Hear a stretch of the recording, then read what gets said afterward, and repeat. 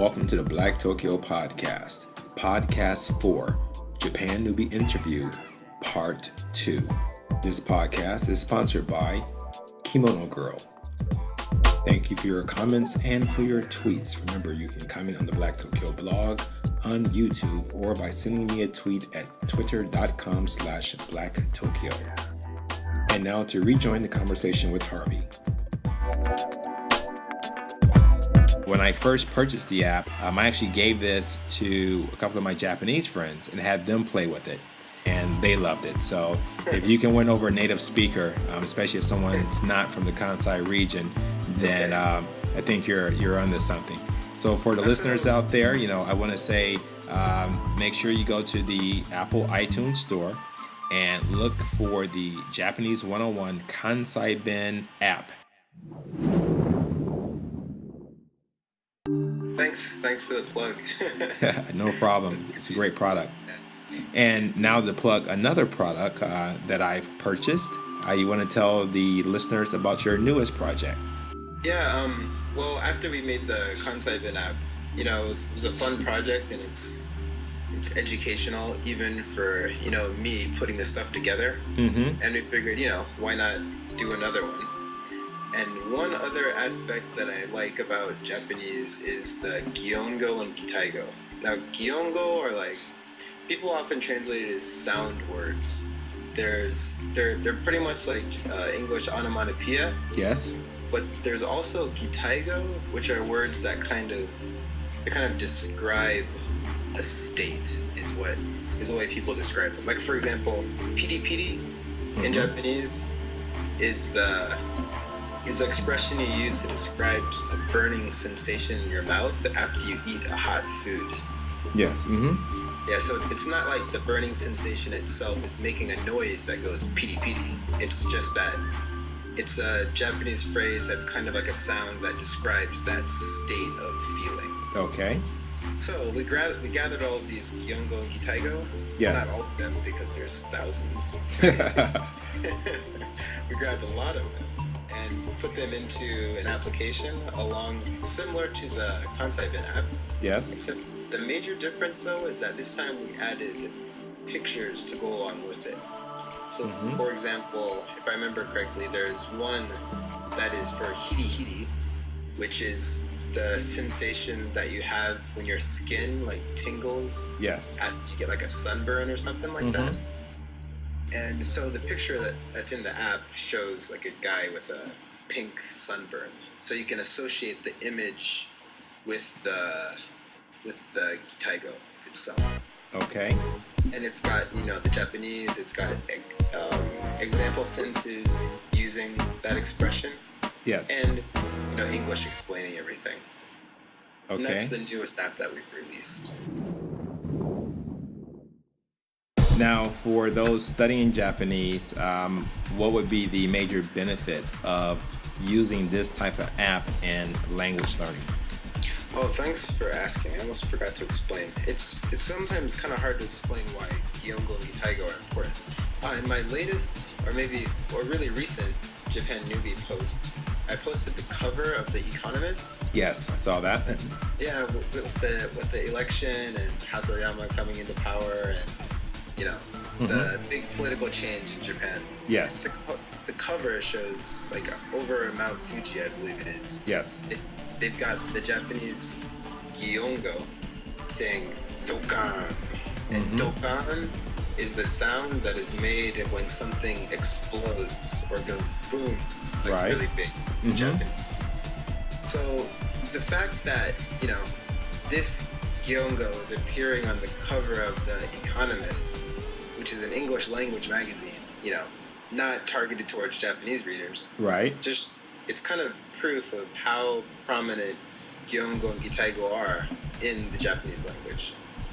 They appear in comic books. They're used in anime and stuff all the time. Any kind of descriptive writing will often have a lot of gitaigo in it, and especially anytime someone is relating a story to someone verbally, they'll use a whole lot of gyongo and gitaigo in their speech, Yes. Just like you would say boom and pow and zoom and stuff like that. So learning like Gyongo and Gitaigo like from an app like this where you can hear the audio and see the examples and have a picture associated with it, I think is a really good way to stick all of these terms into your head.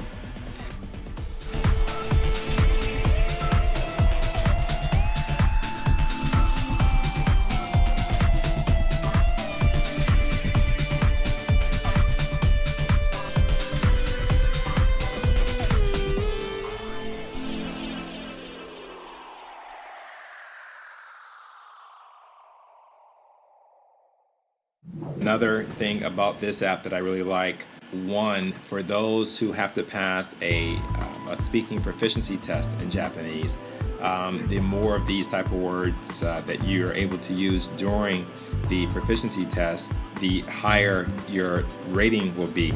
And of course, it's subjective as far as who your tester is, but I personally think that those who have to get a certain score, speaking proficiency score, that the Gyongo and Gitaigo app would definitely help. I'm having lots of fun with it. I like to give it to my friends, especially if I go over to a sushi bar and they're interested in things Japanese. And again, the Japanese people that play with the app, they get a kick out of it. So again, I think you're onto something very good here. Cool. Yeah, that's something about the Kansai-ben app too. I noticed as well that people who are not from Kansai really like the Kansai-ben app because they're not so familiar with the Kansai dialect themselves. So it's fun for Japanese people. Yeah, and I like your use of pictures. When you play this on your phone, for example, it's the button to play vocab or to play the sentence, and you have the English explanation there. But just again on the cultural background knowledge that you provide, for example, your did you know? And this one particular portion I'm looking, the Gyu says trains in Tokyo get so packed that station staff help stuff passengers in. And then you get example sentences in Japanese and then Romaji and then the translation in English. So again, those studying Japanese or just curious on how the Japanese use the language and why certain parts of the language are used, I recommend this app. So you can go to the iTunes store, you can type in Japanese 101 in the search block there, and you'll find both the apps. And I kind of mentioned earlier that there's thousands of Gyongo and Gitaigo, and now I think the app has something like 60 of them or something. But shortly after I released the first version, the second version added a whole new category of Gyongo and Gitaigo to the app. And I've got a lot more that are ready to be updated as soon as I get around to it. So I plan to update this app fairly frequently so that people can always have some fresh vocabulary to learn. Great, that sounds good. And in the meantime, I'll keep taking the quizzes and see how well I do on them. Cool. So, any new projects coming up? I've got a simple hiragana app and katakana app in the works. There's a whole lot of these hiragana apps in the App Store already, but the key differentiating factor I'm trying to make with mine is that it's going to be mainly a listening comprehension kind of app. Okay. Back in high school, I remember when we were learning hiragana and katakana, like every Friday or something, the teacher would break out the flashcards, and she'd throw the flashcards all over the floor, and then she would call out a sound, like ku, something, and then we would all have to jump and try to grab the ku as fast as we could. So this game is kind of trying to simulate that on a smaller scale.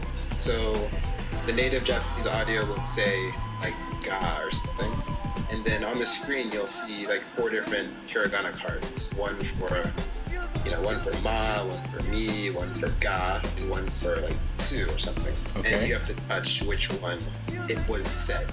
So you're not reading the romaji and picking out the card. You're hearing the sound and picking out the card.